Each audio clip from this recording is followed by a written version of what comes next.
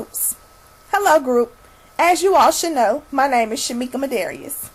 Today, I will be presenting a presentation on the importance of social group work and the social worker roles.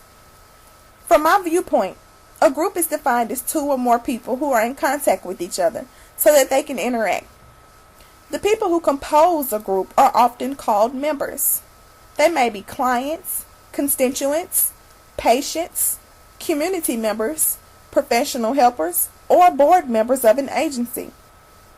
A social worker engaged with two or more clients, or a client and another person, is considered to be doing social work with the group.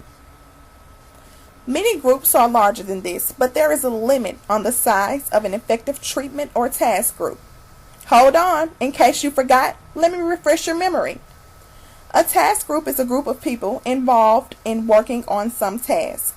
For example, coworkers use task groups to work more effectively with clients, to manage agencies, and to make policy decisions. Constituents use task groups to find ways to advocate for themselves. Community members use task groups to maintain effective community processes and change things that are not working so well.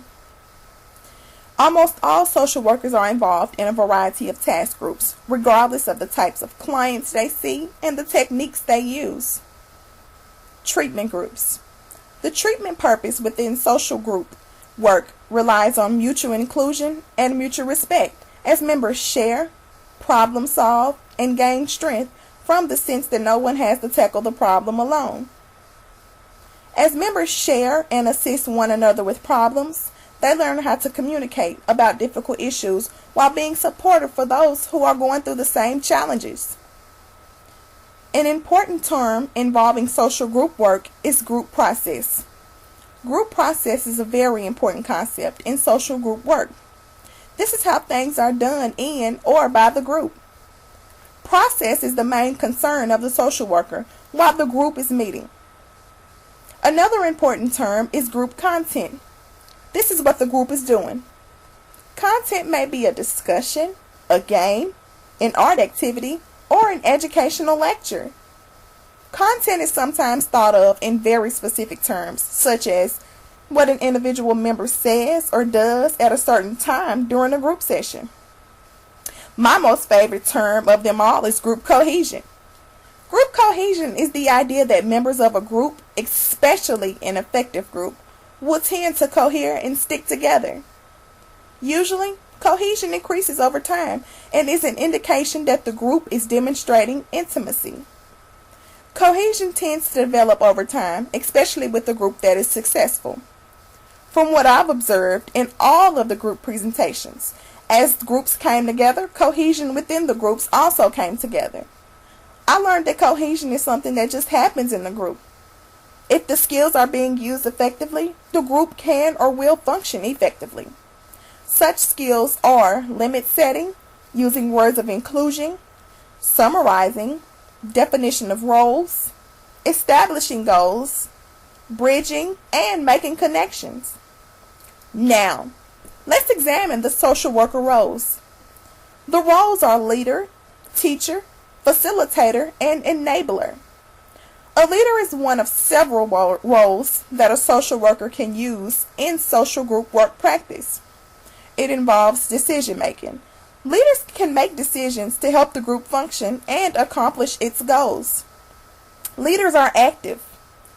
They are often the center of attention. They get the group started and make it clear when the session is ending. Leaders need to be kept around to make decisions. The group is dependent on them. Teachers, on the other hand, are able to leave once they have taught and the group can still function. The teacher teaches the group how to function as a group. The facilitator is a less active role, but still active enough to be involved in the process. This role is often a reactive one, with the worker answering questions or making suggestions when asked. A great deal of facilitation may be done non-verbally, with eye contact or a nod to someone who is trying to participate, or a smile when a member has made a valuable contribution. The enabler is the least active role of the worker roles.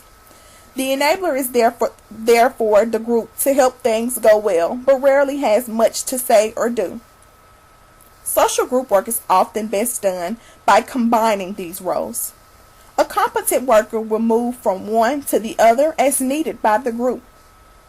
The most important thing is to be aware that groups have different needs at different times in their development, and that different groups need different mixtures of these roles. Well, that is all I have to present, group. I hope you have a better understanding of the social group work and the social work roles. All of my knowledge presented today came from the textbook, An Introduction to Group Work Practice, and from the mastermind himself, Professor Sanborn. Thank you so much for your time, and I've enjoyed you all. Love and peace.